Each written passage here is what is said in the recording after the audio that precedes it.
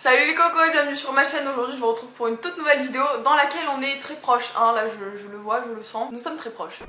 Après ma vidéo de la semaine dernière concernant les abdos, vous avez été pas mal à me poser des questions quant au gainage et c'est vrai que je n'ai pas vraiment développé cette partie là, je dois admettre. Donc aujourd'hui je vais vous parler du fameux gainage, l'exercice roi entre guillemets du ventre plat, mais pas que, hein, parce que bon, le ventre plat ça ne fait pas tout non plus. Et restez bien jusqu'à la fin de cette vidéo puisque je vous ai filmé mon training gainage du moment qui me fait bien douiller. Voilà, donc c'est parti, on y va. Alors le gainage, qu'est-ce que c'est? Eh bien c'est un exercice, ou plutôt un ensemble d'exercices isométriques. C'est-à-dire que la contraction est statique, qu'on n'est pas en mouvement, qu'on est statique en fait. On ne bouge pas quoi, voilà tout simplement, il n'y a pas besoin d'expliquer pendant 10 ans. Et les exercices de gainage sont aussi polyarticulaires puisqu'ils permettent de travailler plusieurs muscles à la fois. Au niveau du haut du corps, le gainage permet de renforcer tout le tronc, du grand droit en passant par les obliques et surtout le dos et le transverse. Mais à quoi bon travailler le transverse? À quoi bon travailler le transverse lorsque l'on sait que c'est un muscle qui est profond, que l'on ne voit pas, et que dans un sport qui a quand même un but esthétique, il ne faut pas l'oublier, pour certains, travailler les muscles qui ne se voient pas n'a pas vraiment d'intérêt. Mais alors là les cocos, détrompez-vous. D'accord, donc dans cette vidéo, mon langage redevient celui d'une nana du 18e siècle. Le gainage a non seulement un but esthétique, oui, et ça serait hypocrite de dire qu'on se fout de l'esthétique quand on fait du fitness, hein, quand même, faut pas les connaître. Mais il a aussi un intérêt physiologique très important, on va voir ça tout de suite. Alors au niveau de la santé, tout d'abord, le gainage a quand même plusieurs atouts qui ne sont pas négligeables. Le premier est d'éviter au maximum les blessures grâce au renforcement musculaire. Par exemple, concernant les muscles du dos, les muscles paralombaires. Donc les muscles paralombaires, c'est un ensemble de muscles dans le dos qui permettent en fait de soulager la pression des disques intervertébraux. Et ces disques intervertébraux sont en fait le cartilage qui se trouve autour de quasiment chaque vertèbre et qui permettent la rotation du dos et le mouvement. Donc voilà, leur rôle est quand même un petit peu important. Donc en fait, pour faire court, en renforçant les muscles profonds du dos, on diminue les pressions exercées sur les disques et ainsi on préserve la colonne vertébrale. Avoir des muscles profonds qui sont forts permet également de garder une bonne posture, de se tenir droit et également de maintenir ses organes en place. En fait, le transverse, donc le muscle profond de l'abdomen, musclé et tonique, permet le maintien des organes puisqu'on sait qu'avec la respiration, les organes bougent sans cesse. Ne serait-ce que les reins par exemple, ils se tapent environ 10 km par jour dans le corps, oui. Dégueulasse dit comme ça. Et donc le mouvement des organes, c'est aussi ce qui peut donner cet aspect de ventre gonflé, de ventre rond. Et enfin, pour les femmes, le gainage permet de se muscler le périnée, ce qui n'est absolument pas négligeable. Le périnée, en fait, c'est un ensemble de muscles, là encore, qui permet de tenir les organes, et là les organes féminins du coup. Et c'est pour ça qu'on parle beaucoup de se muscler le périnée après un accouchement puisqu'il s'est énormément relâché. Donc les filles, n'oubliez pas de contracter volontairement le périnée lorsque vous faites du gainage parce que c'est vraiment très important. Donc c'est tout, enfin c'est quand même pas mal pour la santé. Et enfin, le gainage permet de gagner en force. Dans des activités comme la lutte ou bien l'escalade par exemple, le gainage est très important puisque l'on peut rester dans la même position pendant très longtemps. Et il est préférable d'avoir une sangle abdominale très forte, hein, parce qu'en escalade, si tu n'as pas de gainage, eh bien tu tombes, tu meurs. Et à la lutte, eh bien tu te fais défoncer. Voilà, donc il vaut mieux être pas mal gainé tout de même. Et bien évidemment, d'un point de vue purement physique et esthétique, bon, attention là-dessus, chacun ses goûts, mais le gainage participe grandement au ventre plat, grâce en partie au maintien des organes que l'on a évoqué juste avant.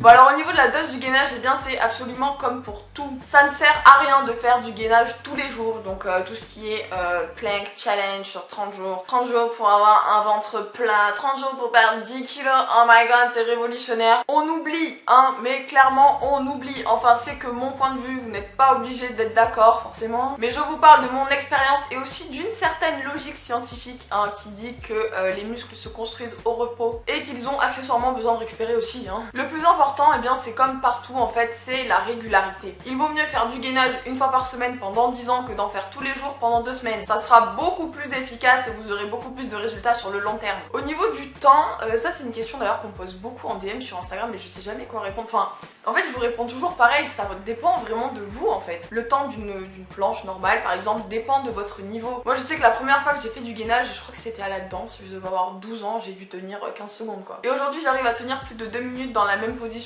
Mais c'est pas parce que votre voisin va tenir 1 minute, l'autre 2 minutes, l'autre 3 minutes peut-être que vous devez tenir absolument le même temps. Non, ça dépend vraiment de vous et de votre niveau. Et de votre envie, hein, on va pas se mentir, parce que tenir 2 minutes en gainage, c'est un petit peu comme quand t'attends, tu sais, ton café au micro-ondes. Voilà, et ben c'est un peu pareil, c'est très long. Ensuite, même si on dit que le gainage est un exercice magique, il l'est sans l'être, hein, parce que n'oubliez pas que la base de la base de la base, c'est quand même la nutrition. Donc si vous mangez mal, que vous buvez pas, etc., et bien il y a vraiment peu de chances pour que le gainage soit efficace sur vous. Dire ça sera peut-être efficace, mais les résultats ne seront pas optimaux. Et au niveau de la fréquence, je vous conseille entre 2 et 3 fois par semaine max. Après ça sert à rien, comme je vous ai dit, d'en faire 5 fois dans la semaine. Après si sur vous ça marche et que vous y trouvez un intérêt, voilà, vous faites comme vous voulez. Mais moi je vous donne mon opinion. Et comme je vous ai dit tout à l'heure, il y a quand même une certaine logique derrière tout ça. Même le transverse qu'on voit pas, qui est tout au fond, même si vous n'avez pas de courbature alors que vous avez fait les abdos la veille, les muscles de l'abdomen ont besoin de se reposer comme tous les autres. Moi personnellement, je fais du gainage entre 1 et 2 fois par semaine. Donc maintenant les cocos, je vous laisse avec le training en vidéo. N'oubliez pas, s'il vous plaît, qu'il y a des positionnements de base logiques pour tout le monde, de type on va pas sortir les fesses comme ça, on va pas creuser le dos comme ça. C'est complètement ripé en disant le dos. Cependant, n'oubliez pas que chacun fait aussi avec sa taille, son poids, sa morphologie. Donc ça sert à rien hein, de me dire non mais ton positionnement il est pourri, non mais ton truc blablabla.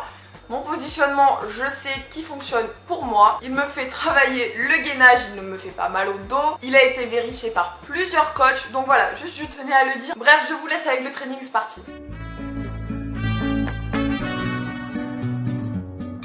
Donc pour chaque circuit, je fais 3 tours en complément de mon cardio ou bien à la fin d'une séance de muscu, ça dépend. Vous pouvez aussi le faire séparément sans problème, en salle ou chez vous, ça c'est vraiment vous qui voyez.